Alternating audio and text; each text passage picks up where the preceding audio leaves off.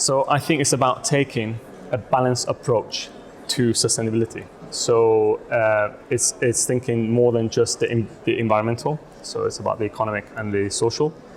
And I think when we talk about this balanced approach, we've got to also have a holistic approach and to try to provide solutions at scales that are financially viable.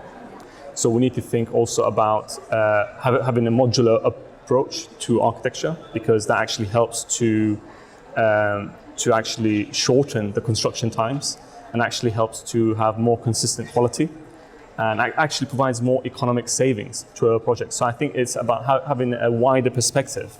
I think that's what I find is definitely a challenge, trying to, at the earliest stages of the project, to try to set these goals and targets and to get people to think of many issues rather than just one.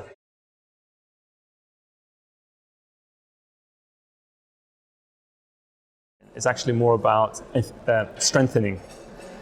So it's not really about just creating architecture that looks like something from the past. We can be very innovative in our approach and actually try to think of typologies that give a sense of what the culture used to be like.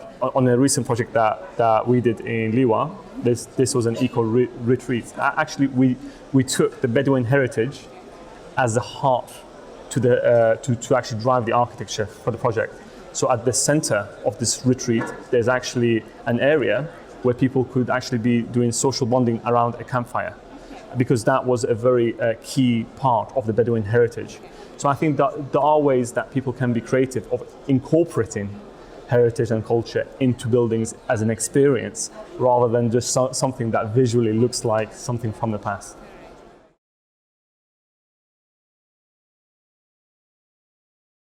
Yes, I absolutely see that there is going to be an increased rise in the incorporation of renewable energy.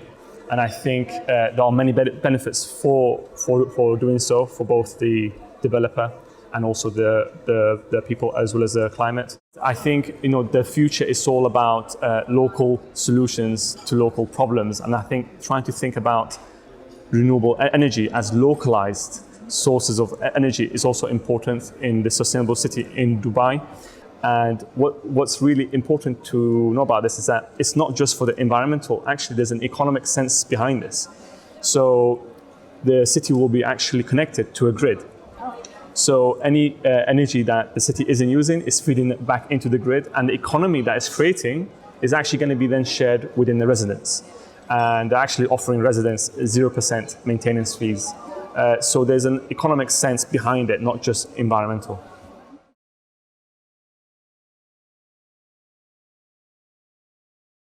It makes a huge economic sense, again, because it actually increases the value of the real estate. I would actually say that the return on investments in some cases can be immediate, because when we talk about sustainable architecture, we can be as passive as possible, right? And these cost nothing. And that includes things like form, orientation, and density.